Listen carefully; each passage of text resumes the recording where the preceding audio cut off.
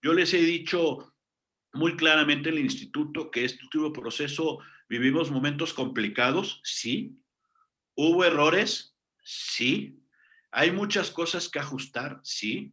Seguí muchas de las entrevistas en las que nos dicen inexpertos, que nos quedó grande el paquete, y algunas de ellas aquí en Los Reporteros. Yo contestaría, probablemente sí somos inexpertos, pero nosotros no somos fraudulentos.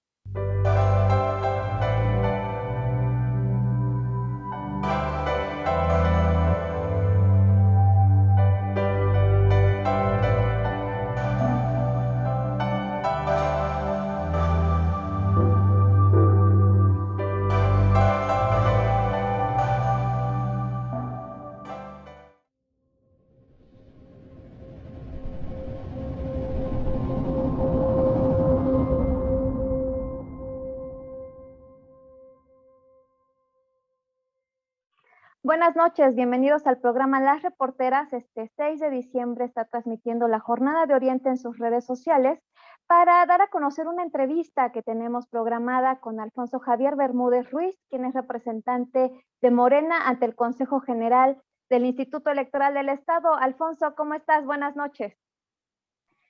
Hola, buenas noches, Moni. Bien, bien, bien, gracias. Agradecido, como siempre, aquí presente, atento a tu invitación y estamos listos para platicar de lo que tú dispongas.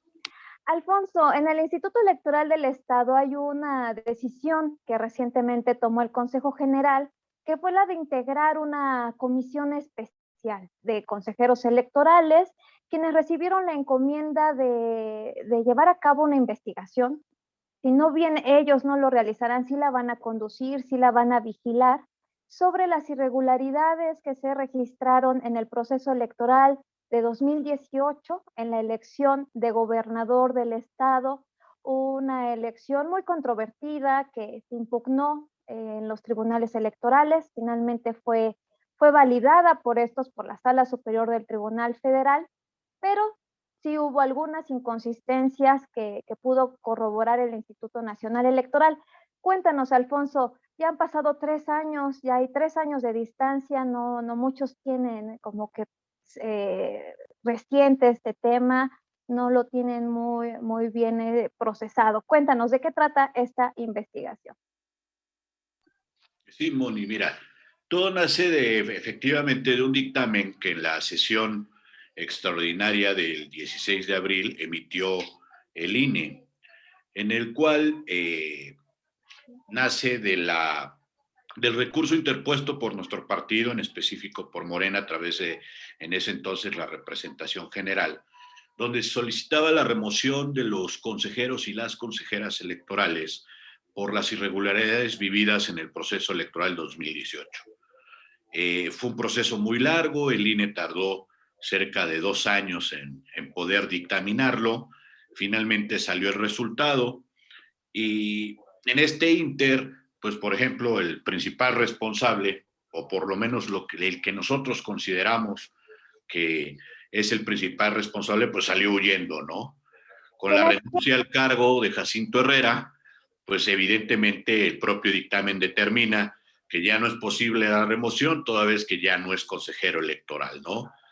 Llega la resolución en el mes de abril y es notificada al Instituto Electoral del Estado, en el cual se ordena una investigación a través del órgano interno de control, pero cuando llega estábamos en medio de un proceso electoral, estábamos precisamente, si estamos hablando de abril, estábamos en el proceso de registros de candidaturas, ya de cara a la jornada electoral, entonces fue un tema que evidentemente se quedó ahí parado, congelado por el momento, y que ahora se retoma por parte del instituto ante la obligatoriedad de realizar esta investigación.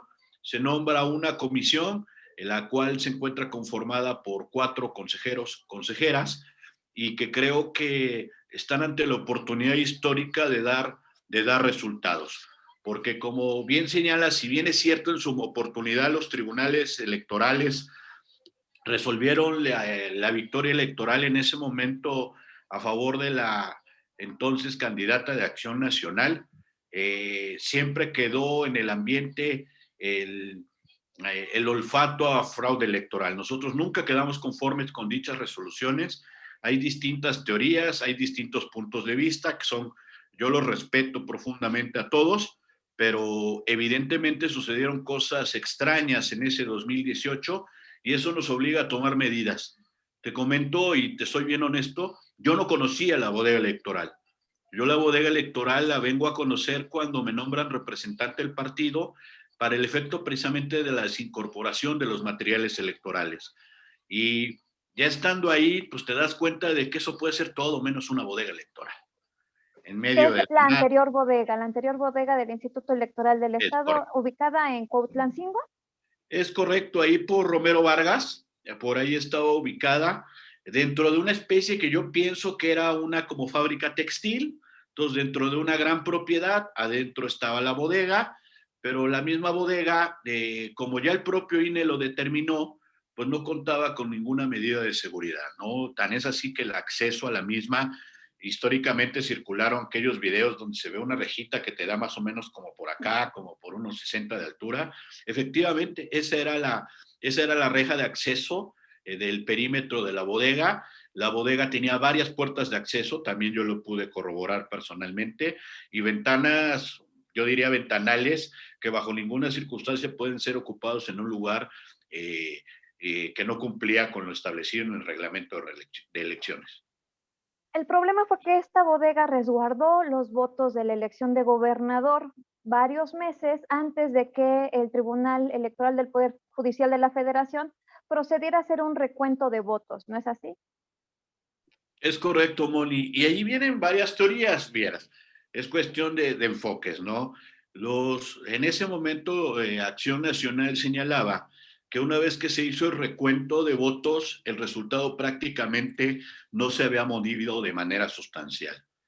Yo en su momento señalé y sigo sosteniendo que el resultado no se movió porque se trató toda una maquinación realizada a través del propio Instituto Electoral del Estado, con las y los consejeros que participaron, con el personal del instituto, en el que yo señalo que el fraude en realidad se trató de un fraude de manera inicial, de manera cibernética. A ver, Es cuéntanos, decir, ¿cómo fue? yo considero que el fraude fue de manera cibernética, porque tú recuerdas, nos fuimos a dormir ganando nuestro candidato y de repente al otro día ya se había dado el triunfo al entonces candidata Marta Erika Alonso, en lo que yo creo que fue una manipulación del sistema de registro de las votaciones con las que contaba el instituto y que la violación a la bodega obedeció, en mi lógica, no a embarazar las urnas como históricamente ya lo hicieron, porque quien quiera ser omiso y recordar que en el 2015 rescataron el registro como partido político de Compromiso por Puebla, aquella noche oscura en la que todo mundo supo y ante el temor de las represalias, porque sabíamos cómo se las gastaban, de cómo operaba en esa época Moreno Valle, nadie tuvo la fuerza para declarar lo sucedido en esa noche, en la que de una noche para otra ya habían rescatado un registro. Yo considero que en este caso en específico que nos ocupan, el ingreso a la bodega y las violaciones encontradas a la misma obedecían precisamente a emparejar los resultados que habían alterado de manera electrónica en el sistema con los resultados que iban a aparecer adentro de las urnas que estaban en bodega. Es decir, la labor como tal fue que una vez que habían alterado los resultados ya no coincidían con los paquetes electorales, entonces era necesario alterar los paquetes para poderlos emparejar y ante el recuento que se llevó a cabo, es por eso que las consistencias en la votación fueron mínimas, que los resultados los cuadraron. Es decir, en mi lógica y en el análisis que yo he hecho, lo que hicieron fue cuadrar los paquetes electorales con los resultados que habían modificado en el sistema. Alfonso, ¿qué fue lo que pasó en la defensa que emprendió Morena de pues el entonces candidato, hoy gobernador, pues Miguel Barbosa Huerta? ¿Por qué fue que el Tribunal Federal, la Sala Superior, no les dio la razón y terminó validando los resultados favorables a Marta Erika Alonso Hidalgo? Mira, yo creo que aquí hubo un problema y sin el afán de herir susceptibilidades, por decirlo de algún modo, pagamos el precio de habernos descuidado nosotros como partido. ¿Por qué? Te voy a decir por qué. La bodega electoral no cumplía los requisitos que marca el reglamento de elecciones, y eso no lo digo yo, lo dice el INE y lo dice muy claramente y da una serie de argumentos contundentes que señalan que bajo ninguna circunstancia esto coincidía. Esta bodega fue aprobada por el Consejo General del Instituto Electoral del Estado, y entonces creo que ahí sí hay que decir las cosas, porque también hay que aceptar la culpa que nos corresponde como partido. En ningún momento fuimos, señalamos, ejercimos un intento de derecho de veto, por llamarlo de algún modo, de esta bodega. Lo que es peor, tampoco le impugnamos. Es decir, finalmente hay un acto consentido por parte de nuestro partido, en el creo que fuimos omisos, hay que reconocerlo, y que cuando intentamos accionar todo el esquema ante lo que nosotros denominamos que era un fraude, pues ya no contábamos con los elementos necesarios. Y otro tema que creo que elección tras elección se nos viene complicando mucho, porque eso es también una realidad, Moni, que algo tendremos que hacer y algo tenemos que maquinar e imaginar y solicitar, es el tema de las actas de resultados que derivan de las casillas. Evidentemente la copia 8 que nos corresponde como partido no nos alcanza, son completamente ilegibles, no hay manera de poder conseguir un acta elegible, y es ahí donde a veces se nos complican los temas, porque mientras ganamos ese tema, no toma relevancia, pero las elecciones cerradas o las elecciones donde tenemos la necesidad de impugnar es donde tenemos serias complicaciones al no poder acreditar la votación en las urnas, ¿no? Y también hay que reconocer que en su momento eh, generamos una estructura muy sólida, muy fuerte, y hay que hacer un examen de conciencia en el cual nuestra prioridad en el 2018 para el tema de las casillas y la defensa fue nuestro hoy presidente de la República. Es decir, era un tema prioritario para el partido, era un tema en el cual ocupamos los recursos humanos necesarios para proteger la elección de la presidencia, y creo que en ese sentido sí descuidamos un poco el tema de las demás elecciones, y dieron como resultado que en el caso específico de la gobernatura, pues no obtuviéramos el resultado que nosotros creímos haber obtenido o en su momento haber deseado. Alfonso, anteriormente en el programa Las Reporteras hemos tenido como invitados a algunos funcionarios del Instituto Electoral del Estado, quienes han sido cuestionados sobre este asunto de la bodega electoral. Entre ellos se encuentra Julián Corona, quien fue director técnico del secretariado durante el proceso electoral 2018, y preguntándole del por qué no se tuvo el cuidado para que no se rompiera la cadena de custodia de estos votos. Lo que él contestó fue que ese protocolo nunca se había aplicado en el Instituto Electoral del Estado, que era un protocolo que sí tenía el INE, pero que este nunca se usó en los procesos electorales locales, nunca se usó en el funcionamiento del Instituto Electoral del Estado, y que prácticamente fue pues el motivo por el cual no se cumplió con que el inmueble tuviera las condiciones necesarias para fungir como bodega central, que no se invitara a las representaciones de los partidos en cada apertura. ¿Qué te parece esta explicación? Desafortunada, muy desafortunada.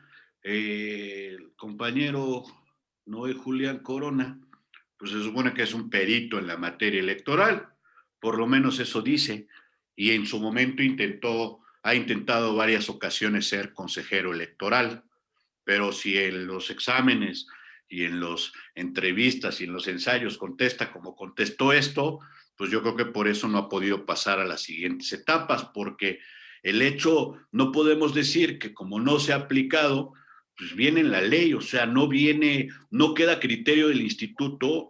Las bodegas y los que hemos participado en procesos electorales, tanto a nivel local como federal, en todos y en cada uno de ellos, los representantes de los partidos somos convocados a la apertura, ya que vayan o no vayan. Te voy a dar un dato, por ejemplo, en el presente proceso electoral abrimos muchas veces la bodega, sobre todo para el tema de las impugnaciones, para la llegada de los paquetes, para la llegada de las boletas, y todos fuimos convocados.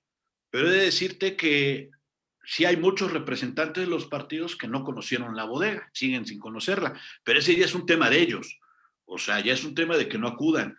Y evidentemente el que él señale que como no se ha aplicado, entonces pues no se hizo, pues habla de una regularidad y sobre todo del desconocimiento de la ley, porque inclusive en el dictamen del INE es muy claro, o sea, señalan perfectamente de acuerdo al reglamento de elecciones qué es todo lo que omitieron de la bodega. Y los que en su momento estuvimos en la bodega sabemos que fue vergonzoso el poder establecer una bodega en esas condiciones. Máxime que estamos hablando de una candidatura para gobernador del estado. También tenemos el tema ahí de dónde estaba el oficial electoral. La obligación del oficial electoral es certificar cada vez que se abre la bodega y cada vez que se cierra, como se hizo en este proceso, ¿no? Entonces yo creo que es una manera de tratar de lavarse las manos, que porque no se hacía, entonces no se hizo, pero sabemos que obedecieron, no sé si él, eso es lo que se tendrá que investigar, pero evidentemente obedecieron otro tipo de intereses.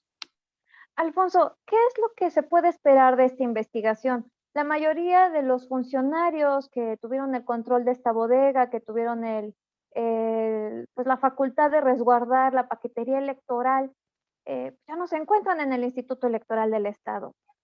¿Qué es lo que se puede esperar de esta investigación si realmente existe la posibilidad de establecer sanciones? Porque entiendo que también existe una prescripción. 3 años deben de pasar después de la denuncia presentada, de la queja presentada, para que se pueda perseguir algo contra algún funcionario, pero pues han pasado ya más de 3 años. Mira, sin duda tienes toda la razón, Moni, porque de arranque empezamos por las y los consejeros. Hoy ya no queda ninguno. La totalidad de los consejeros y las consejeras que participaron en ese proceso hoy ya no están, es por un lado. Y prácticamente una gran mayoría del personal que estuvo presente en ese proceso hoy tampoco ya no está.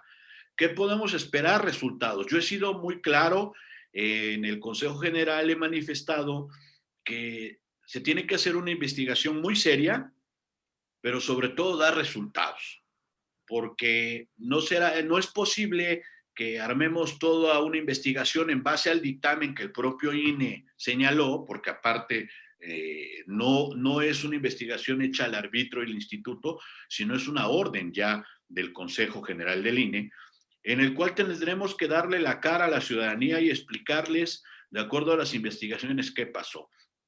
Ya si prescribe o no prescribe, si están o no están, esa ya es otra historia. Pero sería un ejercicio interesante el otorgar resultados, porque recordar que en la materia electoral somos los mismos, nos conocemos todos, entre gitanos no nos leemos la mano. Y tarde que temprano volvemos a regresar. Y muchos de ellos, por ejemplo, de los que elaboraron, seguramente algunos querrán ser magistrados, otros querrán ser consejeros electorales, consejeros o consejeras. Entonces, qué mejor el abogado y la gente que vive de su trabajo, vivimos de nuestro prestigio. Y entonces, aunque digan que ya no hay sanciones, que ya prescribió el acto, pues no creo que tampoco sea muy grato que sean señalados o señaladas como los responsables de lo sucedido en el 2018. Vamos a estar muy al pendientes, porque sobre todo es una verdad que merecemos saber todas y todos los poblanos. Yo les he dicho muy claramente en el instituto que este último proceso vivimos momentos complicados, sí. Hubo errores, sí. Hay muchas cosas que ajustar, sí. Seguí muchas de las entrevistas en las que nos dicen inexpertos, que nos quedó grande el paquete, y algunas de ellas aquí en los reporteros. Yo contestaría, probablemente sí somos inexpertos, pero nosotros no somos fraudulentos. Con eso me quedo, Moni. Alfonso, entonces me dices que existe la posibilidad de que no se establezcan sanciones contra los exfuncionarios o los funcionarios, porque hay algunos que sí continúan en el instituto, que violentaron la cadena de custodia por este mismo tema de la prescripción. Sí, digo, habría que revisar bien las fechas, habría que revisar bien las fechas.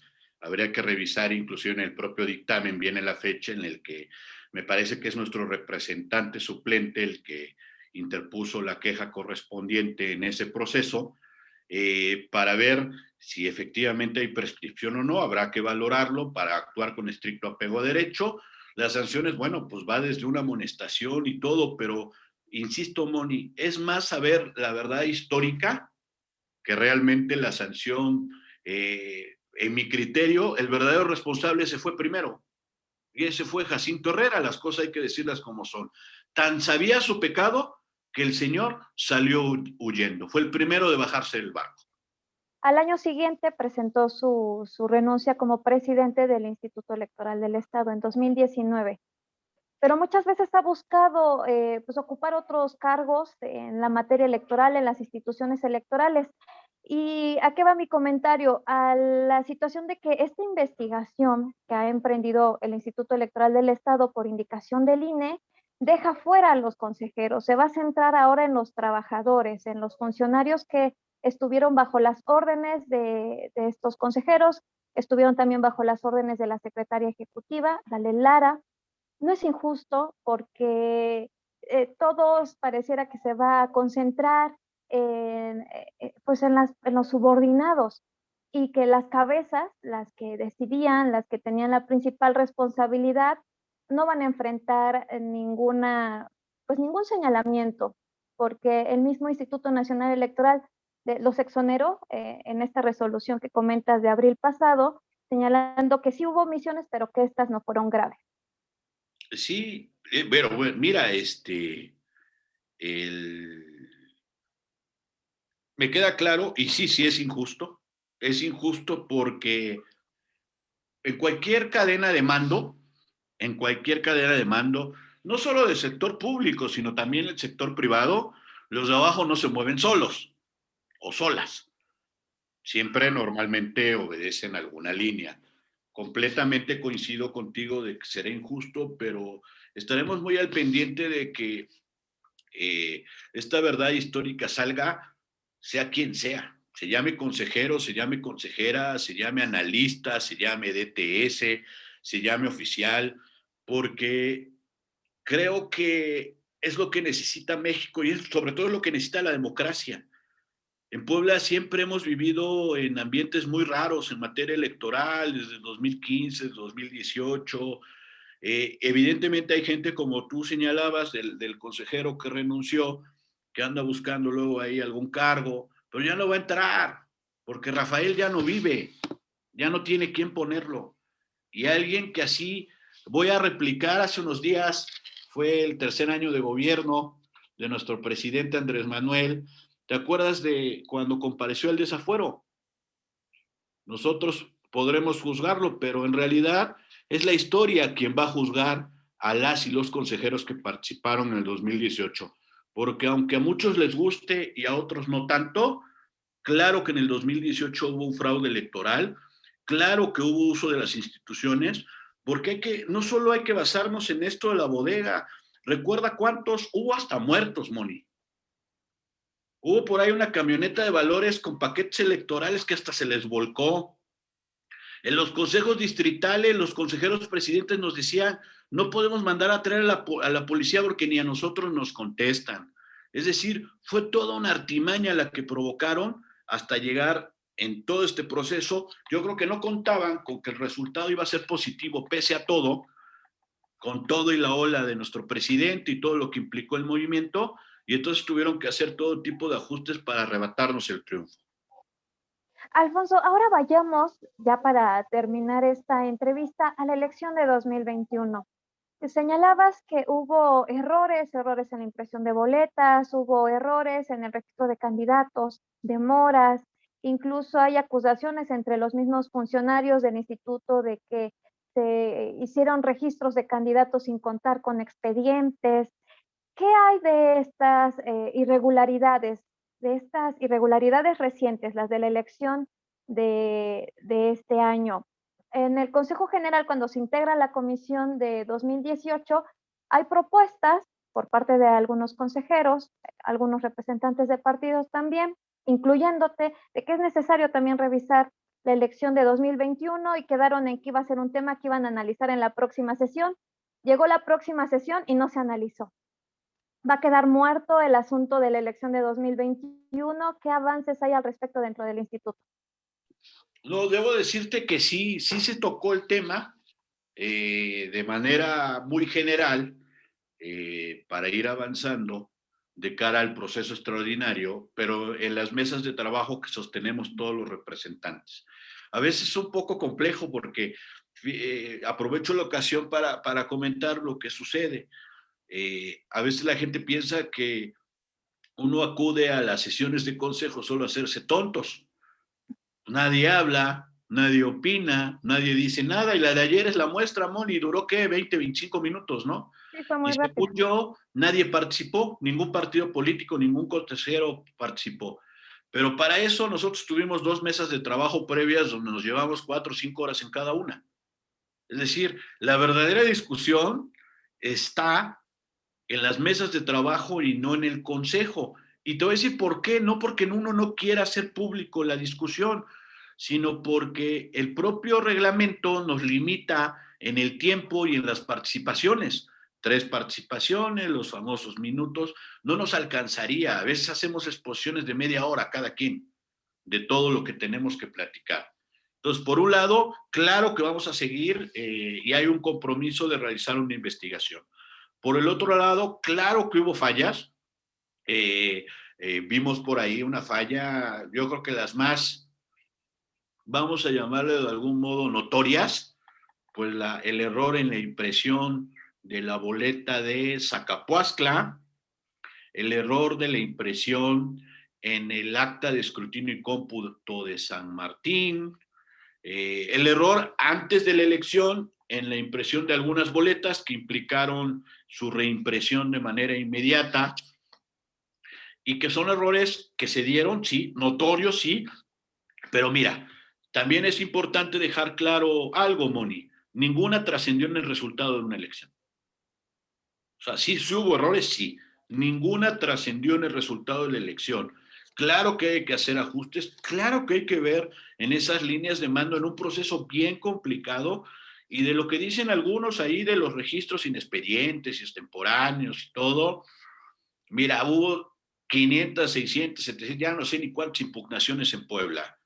En ninguna el tribunal percibió que hubiera un expediente que no estuviera integrado, que faltara algo, es decir, se cumplió con los lineamientos, se cumplió con la entrega de los expedientes, pero también ahí hay algunos intereses por querer desestabilizar el instituto, sobre todo hay intereses de los que quieren seguramente regresar, pero no.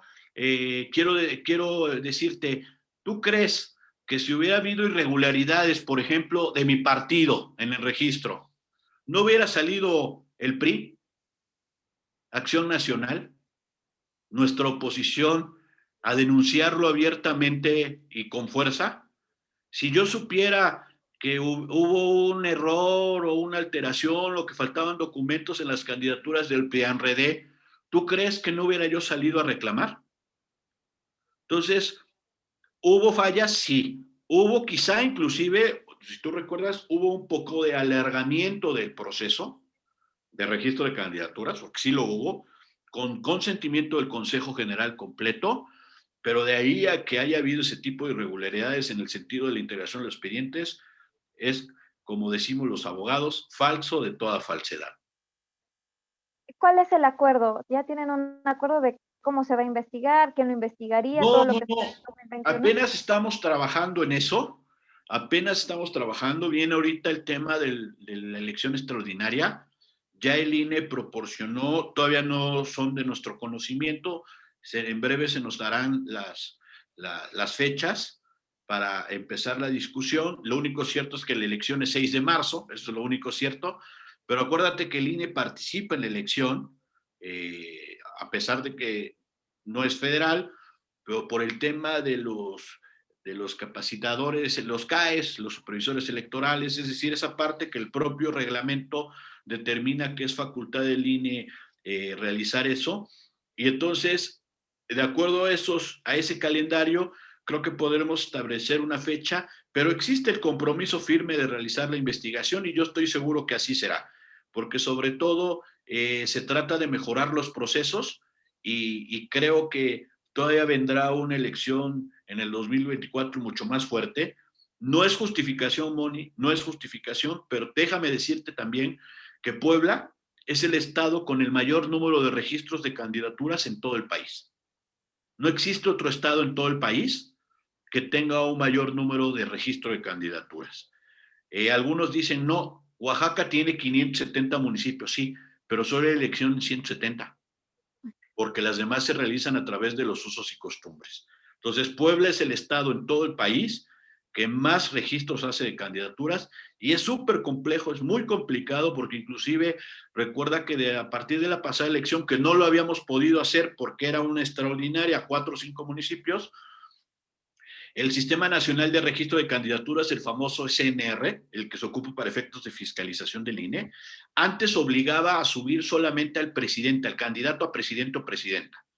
En esta elección nos obligaron a subir las planillas completas, propietarios y suplentes. Entonces, échale cuentas de los 217 ayuntamientos, 26 diputaciones, cuántos registros que tuvimos que hacer en el sistema de registro de candidaturas, por lo cual todos esos documentos son los que se entregan. No es justificación, insisto, pero tantos expedientes ingresan al instituto con pandemia, con la falta de espacios adecuados, con la gente de prerrogativas trabajaba jornadas completas de 24 horas, man. Y es evidente que por ahí a alguien se le cerró un ojo y cometió un error, no es justificación, pero creo que también hay que entender que las circunstancias de este proceso fueron completamente adversas y distintas. Alfonso, te agradezco mucho tu participación en el programa. No es la primera vez y espero que tampoco sea la última. Con gusto, Moni, cuando tú lo consideres, ya sabes que estamos a la orden. Siempre es un placer estar aquí con todos ustedes, con los compañeros de la Jornada de Oriente que muy amablemente nos abren sus puertas. Un gustazo tenerte en el programa y también a todos los que siguieron esta transmisión. Muchas gracias por dedicarnos este tiempo. Ya nos veremos en una entrevista más para las reporteras en la siguiente transmisión. Hasta la próxima.